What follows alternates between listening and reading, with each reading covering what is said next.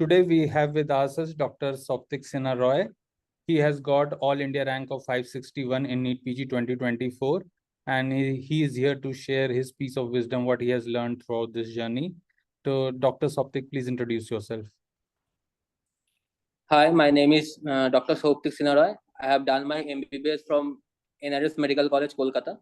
I have completed my internship in May 2023, and I have secured an All India rank of 561 in NEET PG 2024.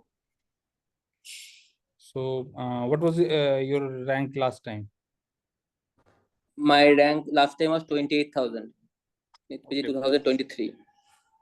Okay. So, let us start from how was your professionals like? Were you a mediocre student or a topper kind? No, I am certainly not a topper, I would say. Okay. Slightly above average result, I would say, because my aggregates were 72%, like 72 point something like this. And toppers aggregate was used to be? Toppers aggregate used to be 70, 75, 74, 76, like this. You are on the heels only. No, I'm certainly not a topper. I would say maybe in the top 20 of my batch or top 10 of my batch. Okay. So how big your batch was? 250. And 220, top 20 is a good thing, I guess. Actually, I didn't study that much. I used to say because I used to draw very good diagrams and some flowchart like answers. So I used to get good marks, but that doesn't reflect my preparation or knowledge, I would say. Means I didn't study a lot in my MBBS. Actually, in the first year, I didn't study a lot. From second year onwards, I did study the main subjects. And then in third year, COVID happened. Again, I didn't study a lot. In final year, I studied. So it was like a bit haphazard. Means there's not a routine thing, I would say. So what were your sources for your preparation? My sources mainly was Marrow and BTR from Cerebellum. Okay. So, and which subject you referred to which teacher? It was only Marrow, or you went platform wise, which good teacher was at that particular platform and you studied from there? Actually, it was mostly Marrow, I would say. Okay. And then some subjects here and there, since there was postponement, I felt that topic in my teacher's note is weak. Then I referred to other teachers. Some like from Patho, I did some Preeti Ma'am's notes here and there, some free videos of her in the YouTube. Preeti Ma'am has a lot of free videos in YouTube, so I watched all those and saw her rapid revision notes, which are available in Telegram like this. So the notes, the PDFs of some teachers. Like I also saw some videos of Vivek Jain sir, PSM. So here and there means actually the main source was Marrow only, but I also somewhere what I felt that this was lacking in my notes, and also this is important, or the other teachers have taught it really well or in a very good manner. Maybe then since I had the luxury of having time, so I supplemented something. Okay, so what went wrong in your last attempt and what you did to correct those mistakes this time? Actually, my last attempt means in the internship attempt, I went to the exam hall with zero preparation. Means I was a good student since my final year, but since my internship started, I didn't read anything. So I still remember it was my pediatrics posting when the NEET PG 2023 happened. So it was on Sunday, and by Friday was almost 24 hours due. Saturday was off. So NEET PG 2023 was, I feel, without any expectation. I just went to have the experience of giving the exam. I didn't prepare a single thing. I was a decent student till my final year, I would say, and that's why I got 132 correct in NEET PG 2023.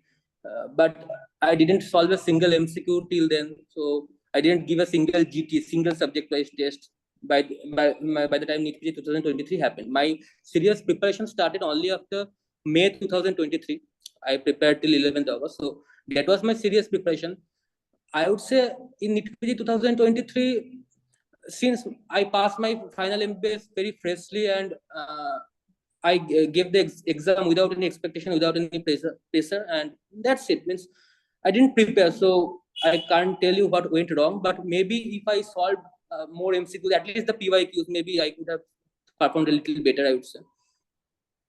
Okay, so okay, you give your GTs regularly, or it was how was your schedule regarding GTs? Initial part of my preparation, I didn't give GTs frequently, I would say. But from December onwards, I used to give a lot of GTs. Initially I gave 1 GT per week in December, from December. Then January, February, I even gave 2 GTs per week. Means from then I have given a lot of GTs, I would say, in my last 1 year of preparation across all the platforms, free GTs. I have given nearly more than 60 to 65 GTs. Great. And does that ranking show, what was your ranking like in those GTs? My ranking is to vary, I would say, but if you specifically ask of Marrow mock, my rank was 229. Again, in prep ladder mock, if I am not wrong, my rank was 900 something. So it used to vary, these two mocks, and my number of corrects was almost similar, because in Marrow mock I got 170 correct. That was 2 months something, 2 months and some days before the exam. From that I got nearly only more than 165, then 165, 170, 172, 174. This was like my score. This NEET was slightly on the tougher side. So I would say the number of corrects really match, at least from my side, I would say. Okay, so you ever felt demotivated after giving those GTs? No, actually, that's a very funny thing. I would say I'm a very optimistic person also, because I don't feel demotivated that easily. So I don't know why. Look, GTs, initial part of my preparation, I also used to score very less, because suppose I'm telling you that true story. The first GT I wrote was NEET PG 2023. I got 132 correct. 460 was my marks, and I got 461 was my marks, and I got 28,000 something rank. That's it. Now I started preparing. I gave my first Marrow GT, and I got 106 correct. So I felt that okay, it was so much wrong, because it was even less than my NEET PG score 2023. But actually, nothing to feel demotivated, I would say, because people have talked so much about GTs, people have talked so much about stagnant GT scores. I don't feel that it's a huge problem. It's bound to be stagnant. You have to work on it. You have to look at your mistakes, analyze them, and improve. That's it. Because if you look at my GT trajectory, I started the journey with 106. That was in June 2023. I ended the journey with 178. So it's possible. Just you have to analyze your mistakes, see what is going wrong, and then work on it, and then improve. That's it. Nothing to feel demotivated here, I would say. And also nothing to feel overconfident, because when you will get 160, 165, you will feel overconfident. Okay, I am doing it very fine, because nothing like it's just an exam. You have to see what went wrong, what went right. What went right is perfectly fine. What went wrong, you have to work on it and improve. That's my take on this. Okay, so so what was your rank in May INI? In May INI, my rank was 2,800. Okay, so did you have any reason why you fared not so good in INI, and then your rank so much jumped in NEET PG? Actually, I found one pattern. I would say not a pattern. I didn't perform well in the INI GTs like this, because somewhere the multiple choice correct question, that A, B, and C are correct, A, B, and D are correct. This type of questions, and also the very fact the time is less in INI. These two factors, I struggle a lot in the INI pattern exams. I don't know the exact reason, and also the negative marking, because I am a very aggressive person and I like attempting almost all the questions. From the GTs to the subject-wise test, I like attempting all 200, if not 200, at least 199, 198. So this also backfires in INI, I would say, because in INI the competition is between 160 questions only, because 40 questions nobody knows. Some questions are really difficult. So in 160 questions, the negative marking 1/3. This also affects my rank, because if you see in INI, I got 138 correct, and at the same number of corrects, if I got some little less negative, then maybe my rank jumped to 1,200, 1,300. I have my friend who got 139 correct and has 1,100 rank. So the competition is huge. You can, and also in 561 also, one question here and there, your rank jumps from 100, 200, 500. So you cannot tell like this, but I would say INI is probably the type of exam which I don't like giving, because I feel I don't perform well in INI pattern exams. That's my take on this. Somewhere also, because I feel that the type of question they ask is more like informative, more like core knowledge based. Means if you're a very good student, you have studied standard textbooks, and you know in and out the depth of the topic, you are good to go in INI. In NEET PG more, they ask clinical questions. You have to do loud. You have to sit in the exam and think why this can be the answer and why this has the higher probability of being the answer. And then means I feel I have better probability of doing good in INI. I doing good in NEET. That's what I feel. That's also in GTs also. Okay. So, which shift was your exam? Shift 1. So, I guess you would have attempted 200 or 199. I attended 200. 200. Okay. So, how you come to attempted all 200? Were you able to eliminate one option in all of the question? I mean, like, how did you reach 200 figure? Actually, to all the juniors who will be writing the exam, I would say, look, I was very clear in my mind that I will attempt as many questions as I can, because not because that all the toppers do this type of stuff, because I strongly believe that in an MCQ exam you must attempt almost all the questions, if not all the questions. So I am telling you the reason behind this. Look, we all know the probability. There is 25% probability of getting the question correct if you don't know the answer. Let's say I am blindly guessing the answer. Let's say I don't know the answer of the question. I don't know anything about the question. I don't even understand the subject. Still, I have 25% chance or 25% odds of getting it right. Right. So if there are 20 questions like this, and I am just blindly guessing, still just because of taking the risk, I will gain 5 marks, because by probability, if I am blindly guessing only 20 questions, I will get 5 right and I will get 15 wrong. 5 right will fetch me 20 marks and 15 wrong means minus 15. So still I am getting plus 5. But the real world doesn't work like this. We'll have some gut feeling, some instinct that, okay, this might be the answer. This cannot be the answer. So somehow I feel like this is the practice we have to do, because when we are writing the GTs also, in the initial part of the preparation, there will be 30, 40 questions which you don't know. Then you think, okay, if I have to answer this question, where I have to put my money on, which option has the higher probability of being the answer. So I have to think like that only. And not only this NEET PG, previously also in NEET UG, in the class 2, when I used to write all the competitive exam, I am a strong believer of attempting more number of questions. That worked for me, and I believe that works for everyone. Okay. So, what will be your message to your juniors? My message to my juniors is that, look, it's a simple journey, I would say, not a very much complicated journey. People have made it complicated. You have just to understand a certain set of things, and your concepts should be strong.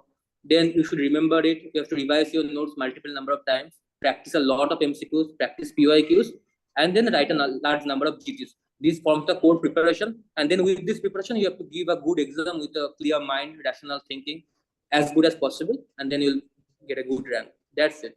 Nothing fancy is required. Okay, great. So, would you like to add anything I might not have covered? Yeah, I would say if you're an undergraduate student who is listening to this, you can start preparing for this exam early in your MBBS, I would say, because looking at the level of competition currently, even if at 650 marks, and suddenly that this need to be, I don't need to be 2023. This was much easier than need to be 2024. So even at 650 marks, you are getting 560 rank. So, and this competition will increase from this point only. There is nothing. Even we saw the same thing in INI. In INI also, like, there is a huge competition. Now, I don't know exactly what is the reason of this competition. Either maybe due to postponement, or certainly the level of students preparing for the exam has increased a bit. It increased a lot. So, if you are in undergraduate and if you have the privilege of time, I would say start preparing early. Start reading from your books and start solving a few MCQs daily, because this will give a certain age to your preparation. Yeah, I can tell you what the reason is, like, because see, earlier we had very few private seats, and also in government seats where they were very less. So whole of the competition was at the entrance at the UG level only. But what happened after 2017-18, if you see after 2017-18, then there is a sudden rise in private medical colleges and as well as government medical colleges. For example, in UP, earlier in 2010, we used to have hardly 5-6 medical college, but right now we are around 43 or 44. I mean, it is about 40. So the filtration that used to occur at the entrance level at the UG, now that filtration is occurring at the PG level. The whole This holds true for West Bengal also, because when I was writing the NEET UG exam in 2017, when I was in class 12, there was only 2,000 seats, less than 2,000 seats in West Bengal, and less than 1,000 seats for unreserved category. Now the seat has increased double, more than double. There are now more than 4,000 seats, if I'm not wrong, in West Bengal only. And now look, only 6 years have passed from 2017 to 2024. Only 6 NEET UGs have occurred, but the seats have doubled. So this holds true for almost, this holds true for the country, I would say. Yeah, this is a reason for increasing competition, obviously. And also people start. And what has happened now, that engineering field has gone down. So whatever colleges that were operating in engineering field, they are now switched over to medical. Yeah. 100%. So you are a person who have studied both Marrow and BTR. So just compare both and tell that is BTR sufficient? Look, let me tell you one thing. BTR is just information, and ma'am used to give her own ways of remembering the information. And also, ma'am tells clearly, look, this is a confusing question. Here, the question has the potential to trick you in the exam. So beware of this situation. Let's not get confused and let's mark the right answer. This is the essence of BTR, according to me. Means all the high yield information as well as the volatile information which has the potential of getting asked in the exam, and all the questions which you otherwise would have marked wrong, these things are all in there. They are in a single book. And additional to this, ma'am has wonderful teaching skills and she gives tricks to remember. But the point is, this forms only a part of the preparation. Now you have to build your concept. Look, I am telling you an example. Let's say Marmar in cardiology. In BTR, there is a single page, and ma'am talks about only 5 minutes about Marmar. Okay, and there are 11 types of Marmars in BTR in a single page. Now, if a question is asked on Marmar from CVS, there's 90% probability that question will be asked from that page only, according to me at least. But the point is to understand Marmar and to remember Marmar, which is taught in these 5 minutes. You have to be a strong basics from your final year, because in final year we have to read Marmar for hours, 3 hours, 4 hours. We have to go to the ward, then listen to the Marmar, and then part. So the problem, I would say, the students, if you start from BTR without any basics, then probably will go to 130, 140 maybe. According to me, this is my interpretation. But you have a decent basics. I am not telling a good basics because I didn't have a very good basics, I would say. But if you have a decent basics, if you know what happens, why happens to a certain level, and then if you use BTR and supplement it with your own ways, you are good to go. Okay, you said you heard Marmar in final year? Internship, final year. Yeah, you were able to, I mean, differentiate and all. No, not only obviously not differentiate, but why this Marmar happens and why this is the theory between Marmar and look, Yeah, this is how it happens. But I find it rare that somebody from internship is able to hear and differentiate. I mean, because no, actually, I am telling you, in our college, at least in the entire West Bengal, we have a very strong clinics. Means from third year or second year onwards, we used to go to the wards regularly, and at least in the final year, we had a very strong clinics. Now, if you genuinely talk to any people who have done their internship from West Bengal, they have a very strong foundation, I would say. Means the basic procedures and exit. I am not telling that obviously there is a lot of difference between me interpreting a Marmar and a cardiologist or a MD medicine interpreting a Marmar. There's a lot of difference.